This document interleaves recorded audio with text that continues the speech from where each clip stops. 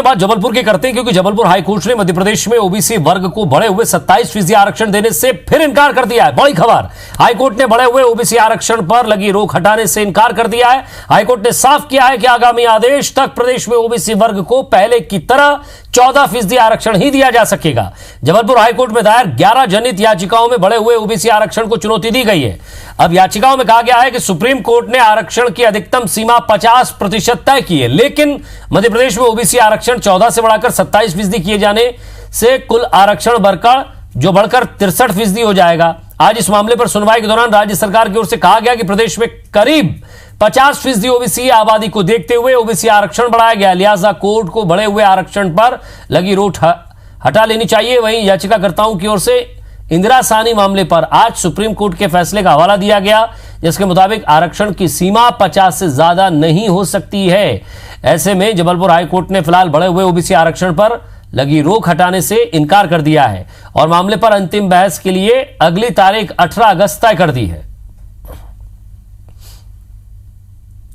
19 को सबसे पहले हाईकोर्ट ने ऑर्डिनेंस को स्टे कर दिया था, तो आज जो केस फिर से लगे थे यही वाले केसेस, उसमें कोर्ट ने ओबीसी का रिजर्वेशन जो 14% में जिसमें स्टे किया हुआ था वही 14% लागू रहेगा प्रदेश में। चलिए, जेपी धनोपिया साहब अध्यक्ष पिछड़ा वर्ग आयोग के, शंकरलाल तिवारी जी पूर्व विधायक है, वो भी हमारे साथ जुड़ रहे हैं। सबसे पहले जेपी धनोपिया साहब स्वागत है आपका। तिवारी जी आपका भी, पिछड़ा वर्ग आयोग के अध्यक्ष हैं आप, और अब आप ही के वर्ग को लेकर एक बड़ा फैसला है। आप कानून के जानकार भी हैं, वकालत के तौर पर भी अपना नाम बना चुके हैं, क्या कहेंगे इस मसले पर?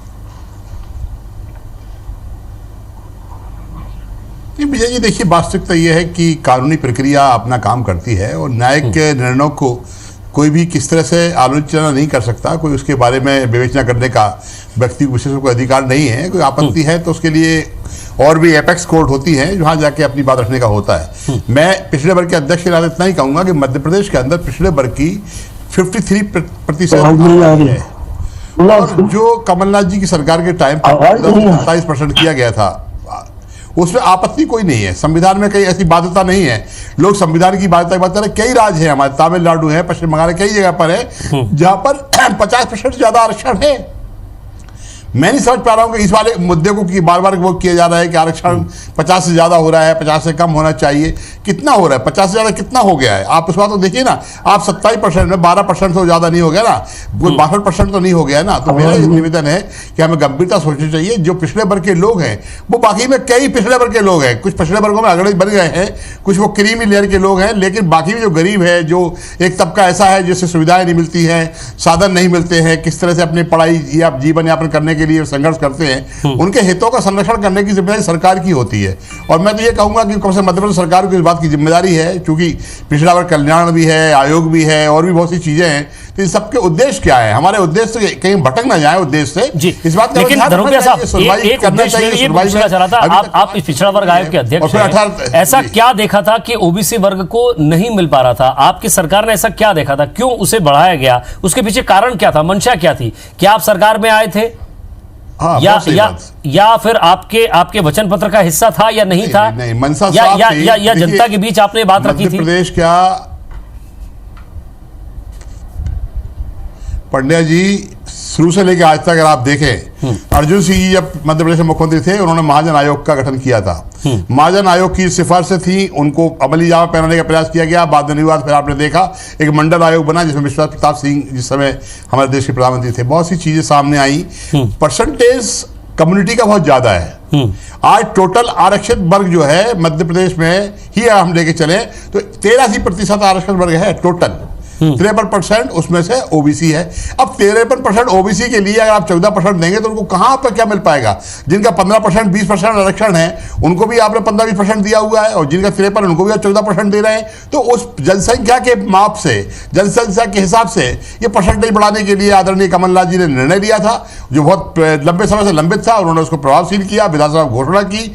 और मुझे दुख इस बात का है कि सरकार की घोषणा को सरकार ही दूसरे तरीके से, डायरेक्ट इनडायरेक्ट की बात नहीं है, सरकार दूसरे से उसको एक वो कर रही है, क्यों उसको नहीं करते? आप विधानसभा में साहस है तो आरक्षण को कम करने का प्रस्ताव ले आइए, क्योंकि पास हुआ है तो विधानसभा में बिल पास हुआ है, उसको कम करने की बात करिए। तो बीजेपी दोनों हाथ में लड्डू रखना चाहती है। मेरी यहाँ किसी पार्टी की बात कर रहा हूँ, मैं सरकार की बात नहीं कर रहा हूँ, कि वो अपने घोषणा में कभी नहीं बोलते हैं कि हम ओबीसी के साथ नहीं करेंगे। ओबीसी के तीन मुख्यमंत्री मध्य प्रदेश में भारतीय जनता पार्टी कार्यकाल में हुए हैं।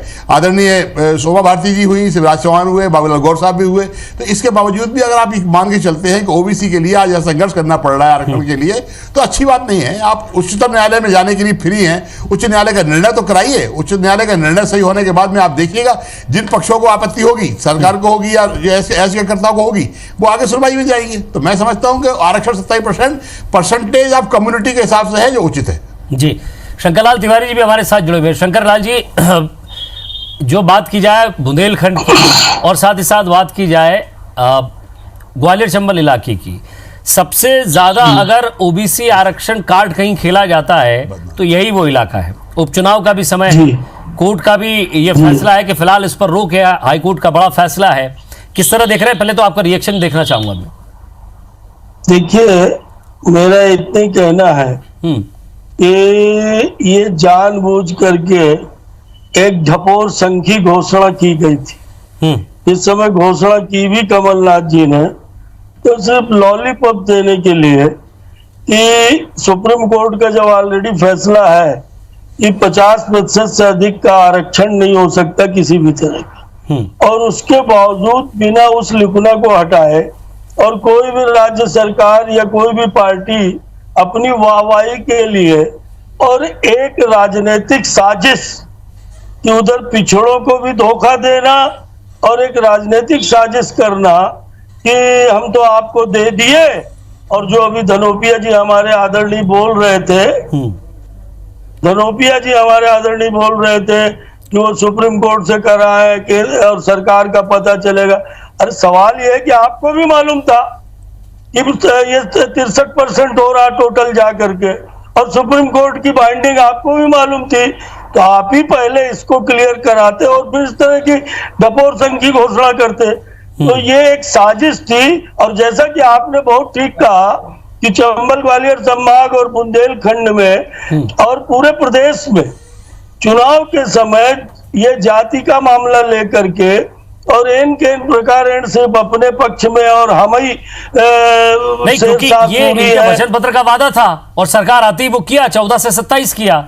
अब फिलहाल हाईकोर्ट की रोक है, वरना हाईकोर्ट की रोक नहीं होती साहब तो ये तो आपके 26 जो चुनाव है, हालांकि ये 26 है कि नहीं है इस पर भी संशय है, ये एक अलग विषय, अलग डिबेट का विषय है कि 26 से आगे 30-35 करते हैं कि नहीं बीजेपी और आपकी पार्टी। लेकिन जो 26 चुनाव होंगे उपचुनाव, उन उपचुनाव में अगर ये बात सामने आती तो स्वाभाविक सी बात है कि आपके लिए मुसीबत बन जाता। मैं एक बात आपसे कहूं कि ये वचन पत्र जो इनका था, यदि आप स्वयं आंकलन करें तो झूठ का पुलिंदा था। इनने तमाम ऐसी फर्जी को वचन पत्र में बातें कह दी थी, कर्जा माफ करेंगे। इसी तरह सरकार में आने के बाद आपको ऐसा क्यों लगता है झूठ का पुलिंदा था?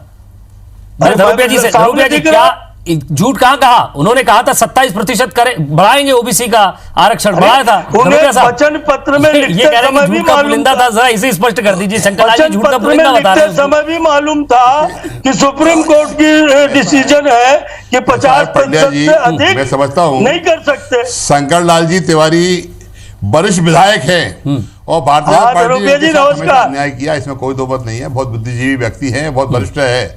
मैं इस बात को मैं कहना चाहता हूं कि अगर कहीं आपत्ति होगी तो न्यायालय बड़ी चीज होती है ना। माननीय उच्च न्यायालय ने स्टे कर दिया, आप उसमें भाग तो दीजिए, वकीलों को एफआईआर तो कराइए, जवाब तो दीजिए, कार्रवाई तो कराइए। निर्णय न्यायालय चोरी करो, सरकार का कानून है। कमलनाथ जी एज ए चीफ मिनिस्टर उनका है, विधानसभा में हुआ है। मैं वही आपसे कहना चाहता हूं कि आप निर्णय लेने वाले कौन होते हैं? मैं कौन होता हूं? निर्णय न्यायालय देगा।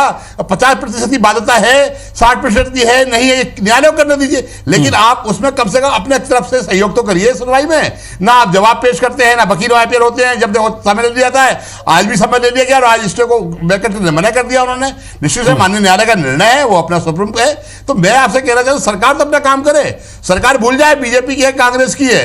और जहां तक अभी झूठ के पुरंदे की बात जो कह रहे हैं आदरणीय शंकरलाल जी, तो मैं बताना चाहता हूं कि नहीं, कमलनाथ पर आपकी सरकार तरफ से ने मैं 22 इसको लाख किसानों समझना का चाहूंगा, किया है। इस कानूनी पेज को समझना चाहूंगा किसान- धनुपिया साहब, कमलनाथ जी अगर ने- शायद आपका मैं इधर ध्यान में मैं बता रहा हूं, रखना चाहूंगा, कमलनाथ जी ने जो गरीबों इंदिरा को साइनी कर्ज केस देने था की 70% के उसका हवाला दिया गया है, है। मैं जरा समझना चाहूंगा इसको कि क्या उससे क्या लेना देना था इसका।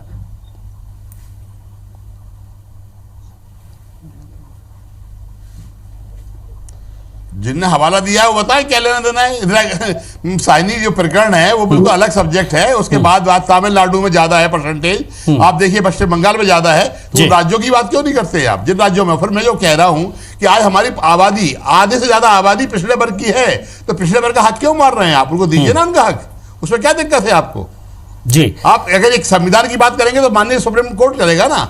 आप करने वाले कौन होते हैं? आपकी सरकार का निर्णय है। कमलनाथ जी ने कोई व्यक्तिगत तौर पर निर्णय नहीं लिया है। कमलनाथ जी ने as chief minister Congress party सरकार में निर्णय पास कराया है, ये प्रभावशील है। लेकिन जो मेडिकल नहीं, लेकिन इसको लेकर चिट्ठी भी लिखी थी उस समय पूर्व सीएम कमलनाथ जी ने, इसको लेकर शिवराज सिंह चौहान को चिट्ठी भी लिखी कांग्रेस थी। पार्टी सरकार बदल गई, लिखी है, उन्होंने निवेदन किया है, उन्होंने यही कहा है कि लागू कराइए और माननीय उच्च न्यायालय में पैरवी करने के लिए अधिवक्ताओं को सक्रिय करिए, जवाब दीजिए, कार्रवाई करिए। उन्होंने इस बात के लिए साफ कहा है कि सरकार अपनी जिम्मेदारी तो निभाए। एक आखिरी सवाल मेरा तिवारी जी से होगा। माननीय न्यायालय जो निर्णय लेंगे तिवारी जी, उसको स्वीकार होगा। आपको लग रहा है कि फिलहाल 18 तारीख का इंतजार किया जाए, क्योंकि 18 तारीख को इस पर क्या फैसला आता है ये भी आने वाले उपचुनाव के राजनीतिक भविष्य पर को तय करेगा, क्योंकि ओबीसी एक बड़ा मामला है। देखिए, ये कांग्रेस सरकार के द्वारा, कमलनाथ जी के द्वारा रचित साजिश थी। एक तरफ ओबीसी को ठगने का काम, दूसरी तरफ अपने आप को राजनीतिक चौबे छब्बे बनाने का काम। सुप्रीम कोर्ट की रूलिंग पर धनुपिया जी चर्चा नहीं क्यों नहीं करते? मेरे वरिष्ठ मित्र साथी हैं, वरिष्ठ वकील हैं। आपने प्रस्ताव बनाया, आपने प्रस्ताव कैबिनेट से पास किया, आपने क्यों नहीं उन लूप होल्स को पहले खत्म किया, उन लिकुनाज को पहले खत्म किया? हवा में आपने प्रस्ताव पास करके कैबिनेट में पास करके भेज दिया। अब आप हाईकोर्ट की आलोचना कर रहे हैं। हाईकोर्ट जो बोल रहा है, हाईकोर्ट सुप्रीम कोर्ट का प्रतिनिधि कोर्ट आलोचना नहीं कर रहे हैं, और हाईकोर्ट आलोचना नहीं कर रहे हैं। हम तो भारतीय जनता पार्टी की सरकार की आलोचना कर रहे हैं। मैं बीच में नहीं बोला था। भारतीय जनता पार्टी की सरकार की क्यों आलोचना क्या आलोचना बनती है? एक आखिरी सवाल मेरा होगा, आखिरी सवाल धनुपिया जी आपसे। नाम नयन सुख कहाँ लिखा है संविधान में, किस धारा में लिखा हुआ है? आखिरी सवाल मेरा आपसे है, 50% ज्यादा नहीं होगा। ये मामला तो ऐसा कोई कोर्ट में नियम चला नहीं है। गया, अब 18 तारीख का सुप्रीम कोर्ट इंतजार के करना निर्णय पड़ेगा, पर 18 लो। अगस्त का। सर मैं रोक रहा हूं, शंकर जी रुकिएगा, समय कम है। और पहले एक आखिरी सवाल कमलनाथ पूछ रहा को हूं। सुप्रीम कोर्ट के निर्णय पर बैकआउट कराना अध्यक्ष था, आप पिछड़ा फिर वर्ग आप के कैबिनेट में विषय ले एक बड़ा जाते। वर्ग आपकी तरफ देख रहा है, क्या मजबूत आधार रखे जाएंगे हाईकोर्ट में आपकी तरफ से? मेरे से सवाल है? नहीं सर, ये धनुपिया साहब से। देखिए हाई कोर्ट ओह, का सबसे बड़ा बैग पहले ही है मजबूत कि आधार शासकीय बना नीति है लेते, ये, सरकार फिर की ये नीति है। कैबिनेट का और ढोंग जो करते, आरक्षण होता है वो ओबीसी परसेंटेज को ऑफ पॉपुलेशन के लॉलीपॉप हिसाब से देने होता है, का। हमेशा परसेंटेज पे रहता है। जब 53% हमारी अगर ओबीसी की जनसंख्या मध्य प्रदेश में है तो उसी अनुपात में कितने दिन मुगालते में लोगों को जिंदा रखना चाहते हो, माननीय न्यायालय खुद निर्णय जीना करेंगे, उसके चाहते बाद हो। उसका सब कराया हुआ। लेकिन सर भारत धनुपिया सरकार साहब, के लोग उसमें कानून धनुपिया साहब, ये तो आपको पता था, ये तो आपको पता था कि ये मामला हाईकोर्ट में जाएगा और मजबूत आधार नहीं था इसका, क्योंकि आपकी कैबिनेट ने प्रस्ताव पारित किया। के निर्णय के विरुद्ध साजिश करके शंकरलाल तिवारी जी, मैं आपको इंगित करके कुछ कह रहा हूं, मैं आप ही को इंगित करके कुछ कह रहा हूं। सर सुनिए सर, मेरा मतलब ये था कि आप लोगों ने इसको पारित किया, फिर हाईकोर्ट में मसला चला गया। आपको मालूम था कि 50% से ज्यादा हो नहीं सकता, 14 से आपने 27 किया, ये मामला अटकेगा और सीधे तौर पर इसका जो वार होगा, इसका जो एक्शन होगा वो बीजेपी पे जाएगा। ये आरोप लगेगा कि बीजेपी नहीं करना चाहती, हम तो तैयार थे। राज्य सरकारों को अपना निर्णय लेने का अधिकार है। मैंने आपको पहले कहा है कि राजनीतिक साजिश, ओबीसी के राजनीतिक काम करने में अच्छा लगता है। षड्यंत्र सिर्फ ओबीसी को एक तरफ से झूठा लॉलीपॉप देने का और दूसरी तरफ अपने आप को बिना मतलब में शेर सिंह को मारा, धतूर सिंह को मारा और घर के अंदर घुस गए। जब सुप्रीम कोर्ट में लिखना था तो जनता फैसला करेगी, कौन अड़ंगे लगा रहा है जनता फैसला करेगी। माननीय न्यायालय के जनता फैसला लोकसभा में कर चुकी थी, करेगी जनता फैसला विधानसभा के चुनाव के तुरंत बाद लोकसभा फैसला कर चुकी थी। आपकी चलिए मैं माफी चाहता हूँ आप लोगों से, लेकिन अब इंतजार न्यायालय का भी करना पड़ेगा क्योंकि वो क्या फैसला देता है इस मसले पर। बहुत बहुत शुक्रिया आप दोनों का हमारे साथ जुड़ने के लिए और बातचीत के लिए। आप दोनों का बहुत बहुत धन्यवाद। और मध्य प्रदेश में ओबीसी आरक्षण के मुद्दे पर जबलपुर के बीजेपी जिला अध्यक्ष जीएस ठाकुर ने दिग्विजय सिंह के खिलाफ बयान दिया है। उन्होंने कहा है कि आरक्षण मुद्दे पर पैरवी करने के लिए राज्यसभा सांसद दिग्विजय सिंह दिल्ली से वकील बुलाने की बात कर रहे हैं। उनकी नजर वकीलों की फीस पर है, जबकि राज्य में कई सक्षम वकील हैं और ये काम कर सकते हैं। उन्होंने सांसद और वकील विवेक तनखा का उदाहरण देते हुए कहा कि तनखा एमपी से दिल्ली पैरवी करने जाते हैं। जीएस ठाकुर ने कांग्रेस विधायकों की बैठक और बीजेपी के खिलाफ प्रदर्शन को लेकर कहा कि विरोध करना विपक्ष का काम है। उन्होंने कांग्रेस को डूबती हुई नाव बताया। दिग्विजय सिंह को शायद वकीलों के फीस पे बड़ा इंटरेस्ट रहा होगा। दिल्ली और जबलपुर की बात करना उचित नहीं। मध्य प्रदेश में विधि के बहुत बड़े बड़े ज्ञानी हैं, बहुत विधिवेत्ता हैं, जो सरकार का और अन्य पक्ष भी बहुत ताकत से, बहुत सक्षमता से रहते हैं। उन्हीं के खास वकील विवेक तनखा जी जबलपुर से ही हैं, जो दिल्ली में भी जाके वकालत करते हैं।